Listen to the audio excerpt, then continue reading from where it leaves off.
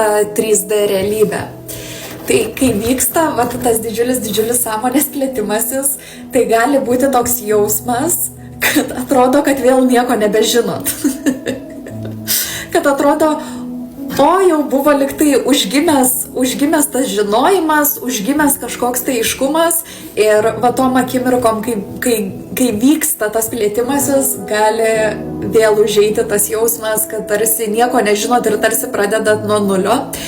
Tai iš dalies tai yra tiesa, todėl kad vyksta, galima sakyti, toks kaip restartavimas visos sistemos.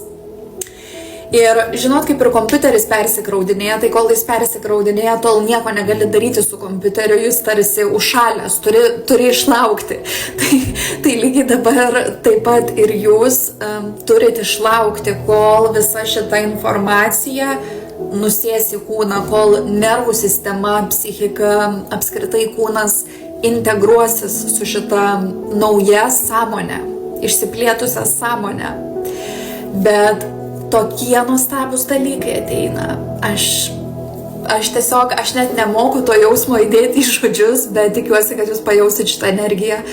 Tokie galingi ir nuostabus dalykai ateina, tiesiog genialios idėjos aplankys, kūryba veršis per kraštus, jau veržiasi per kraštus, kūrybiniai projektai, gausa, tiesiog Visa tai, kas ribojo, jau ir dabar buvo transformuojama labai dideliu greičiu, bet dabar bus dar didesniu greičiu, atrodo, patraukinėjamos visos kliūtis iš jūsų kelio.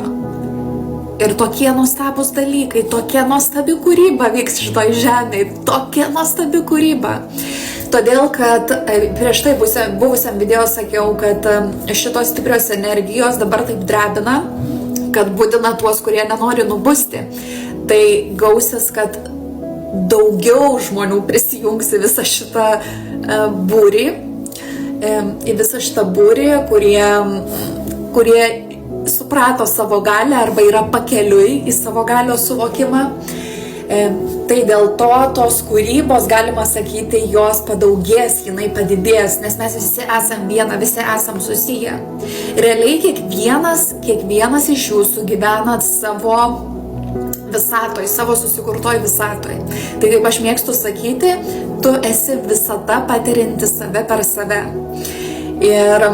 Ir tuo pačiu dar viena informacija ateina, ką turiu perduoti, ką pati išgirdau ir toks buvo dar vienas naujas suvokimas, kad iš tikrųjų ne tavo siela yra kūne, o tavo kūnas yra tavo sieloje, tavyje.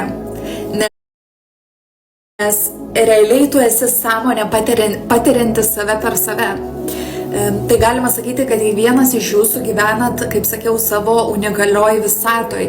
Ir viskas, kas vyksta aplinkui, tai yra projekcija, tai yra atspindys, tai yra to, kas yra tavyje, išraiška per išorę. Tai galima sakyti, kad tie, kurie yra aplink tave, jie egzistuoja, bet kiekvienas mes patiriam savo unikalią visatą.